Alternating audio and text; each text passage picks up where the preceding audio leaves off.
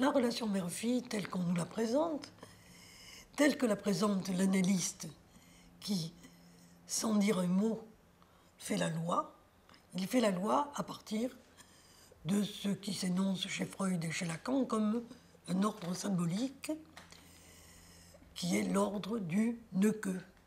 Il n'y a qu'une libido, et elle est phallique, il n'y a de jouissance que du phallus. Ce ne-que me paraît hautement critiquable, contestable, scandaleux, pour dire les choses. C'est l'énoncé du monothéisme. Il n'y a qu'un Dieu et il est mâle, ce qui fait d'ailleurs que dans la religion catholique, une femme ne peut pas être prêtre. Et fût-elle pasteur, comme dans la religion protestante, elle l'est à l'image du Père et du Fils, qui ne font qu'un.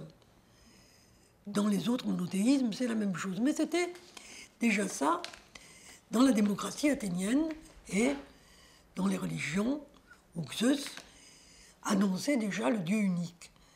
Monothéisme, monisme phallique, une seule libido pour les deux sexes. Je pense que le ravage de la relation mère-fille dont rêvait Lacan et qu'il rêvait de perpétuer jusqu'à la fin des temps est un fantasme de toute puissance narcissique, est un fantasme de la structure, un fantasme malheureusement réalité, et qu'aucune transformation politique, idéologique, sociale, juridique n'est possible si on ne pense pas à ce partage nécessaire des échanges de l'ordre symbolique, puisque d'ailleurs symbolos veut dire deux. Donc il faut bien qu'il y ait les deux parties qui se rencontrent pour créer un ordre contemporain, un ordre véritablement fécond. Et d'ailleurs, c'était mon idée,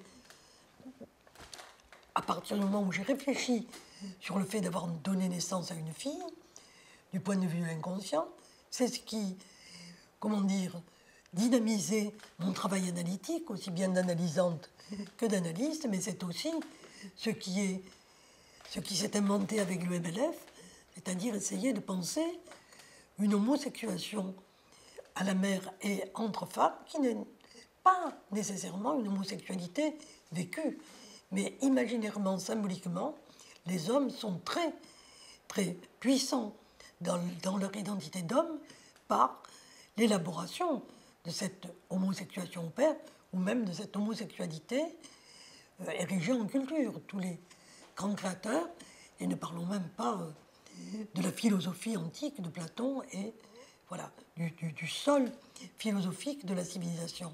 Cette civilisation est dans un grand malaise parce qu'il n'y a pas de contrepartie. Donc je disais que nous allions faire un MLF non mixte pour accéder par l'affirmation de notre libido, c'est-à-dire de notre force créatrice, de notre force sexuelle et inconsciente créatrice, pour accéder à un monde, je disais, hétérosexué, c'est-à-dire où il y aurait des hommes et des femmes. Ce qui, d'ailleurs, quelques années après, s'est affirmé par la loi sur la parité.